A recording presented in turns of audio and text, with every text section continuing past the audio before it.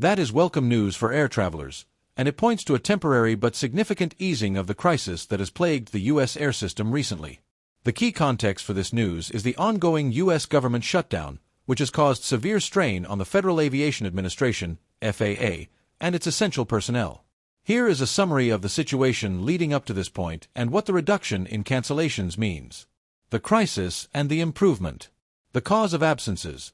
The sharp increase in air traffic controller (ATC) absences was directly linked to the government shutdown. Since controllers are deemed essential, they were forced to work without pay, which led to increased stress and fatigue among an already short-staffed workforce.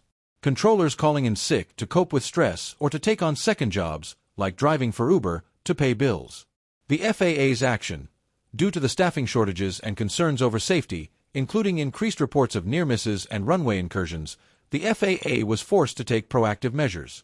They issued an emergency order requiring airlines to cut a percentage of flights at 40 of the nation's busiest airports, starting at 4% and scheduled to rise to 10% by November 14th. The improvement. The news that flight cancellations are falling and ATC absences are shrinking suggests that progress is being made toward ending the government shutdown, or that the end is imminent.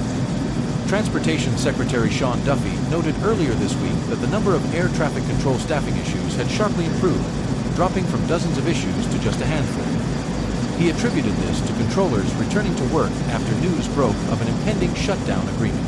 The drop in absences immediately allows the remaining on-duty controllers to manage traffic with less stress, even as the FAA's mandatory flight cuts are still being phased in.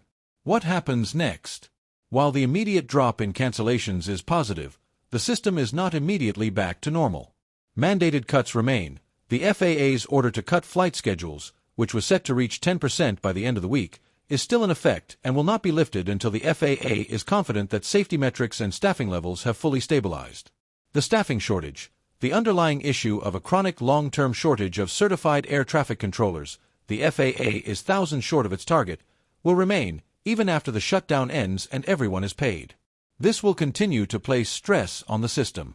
Recovery time.